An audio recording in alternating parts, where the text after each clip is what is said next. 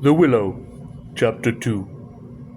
Suddenly I found myself lying awake, peering from my sandy mattress through the door of the tent.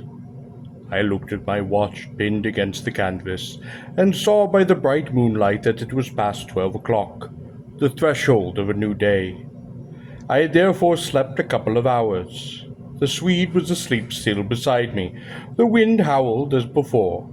Something plucked at my heart and made me feel afraid. There was a sense of disturbance in my immediate neighborhood. I sat up quickly and looked out. The trees were swaying violently to and fro as the gusts smote them, but our little bit of green canvas lay snugly, safe in the hollow, for the wind passed over it without meeting enough resistance to make it vicious. The feeling of disquietude did not pass, however, and I crawled quietly out of the tent to see if our belongings were safe. I moved carefully so as not to awaken my companion. A curious excitement was upon me. I was halfway out, kneeling on all fours, when my eye first took in that the tops of the bushes opposite, with their moving tracery of leaves, made shapes against the sky. I sat back upon my haunches and stared. It was incredible, surely, but there, opposite and slightly above me, were shapes of some indeterminate sort among the willows, and as the branches swayed in the wind, they seemed to group themselves about these shapes, forming a series of monstrous outlines that shifted rapidly beneath the moon. Close, about 50 feet in front of me, I saw these things. My first instinct was to waken my companion that he too might see them, but something made me hesitate.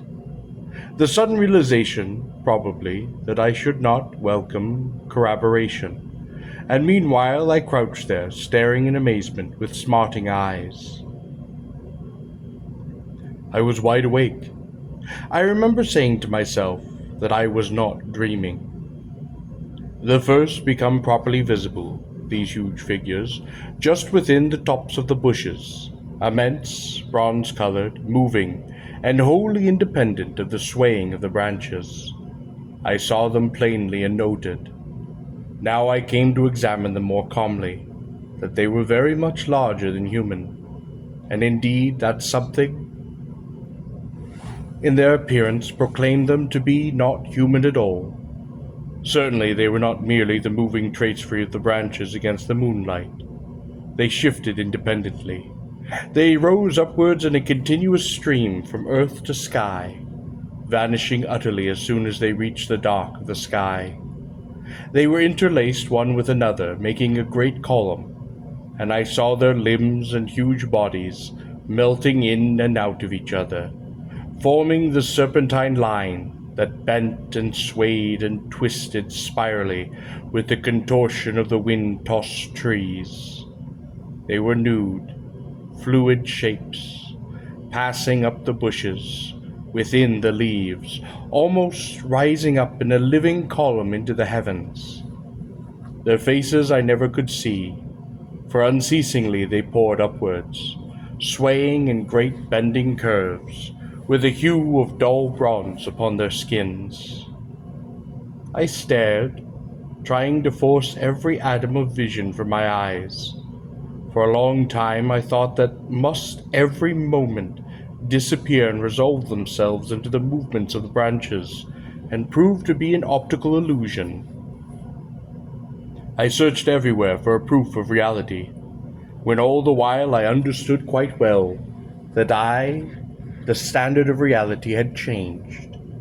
For the longer I looked, the more certain I became that these figures were real and living, though perhaps not according to the standards that the camera and the biologist would insist upon. Far from feeling fear, I was possessed with a sense of awe, and wondered such as I have never known. I seemed to be gazing at the personified elemental forces of this haunted and primeval region. Our intrusion had stirred the powers of the place into activity. It was we who were the cause of the disturbance, and my brain filled to bursting with stories and legends of the spirits and deities of places that have been acknowledged and worshipped by men in all ages of the world's history. But before I could arrive at any possible explanation, something impelled me to go further out. I crept forward onto the sand, and I stood upright.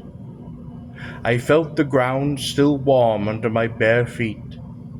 The wind tore at my hair and face. The sound of the river burst upon my ears with a sudden roar. These things I knew were real, and proved that my senses were acting normally.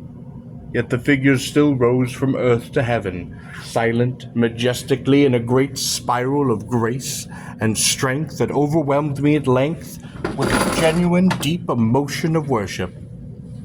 I felt that I must fall down and worship, absolutely worship. Perhaps in another minute I might have done so, but a gust of wind swept against me with such force that it blew me sideways, and I nearly stumbled and fell. It seemed to shake the dream violently out of me. At least it gave me another point of view somehow. The figures still remained. They still ascended into heaven from the heart of the night, but my reason at last began to assert itself. It must be a subjective experience, I argued, none the less real for that, but still subjective. The moonlight and the branches combined to work out these pictures upon the mirror of my imagination, and for some reason I projected them outwards and made them appear objective. I knew this must be the case, of course. I was the subject of a vivid and interesting hallucination. I took courage. I began to move forward across the open patches of sand. By Jove, though, was it all hallucination? Was it merely subjective? Did not my reason argue in the old futile way from the little standard of the known? I only know that great column of figures ascended darkly into the sky for what seemed a very long period of time, and with a very complete measure of reality, as most men are accustomed to gauge reality, and then suddenly they were gone. Once they were gone, and the immediate wonder of their great presence had passed, fear came down upon me with a cold rush. The esoteric meaning of this lonely and haunted region suddenly flamed up within me. I began to tremble dreadfully. I took a quick look around, a look of horror that came near to panic, calculating vainly ways of escape. And then, realizing how helpless I was to achieve anything really effective, I crept back silently into the tent, lay down again upon my sandy mattress, first lowered the door curtain to shut out the sight of the willows in the moonlight, and then, burying my head as deeply as possible beneath the blankets to deaden the sound of that terrifying wind.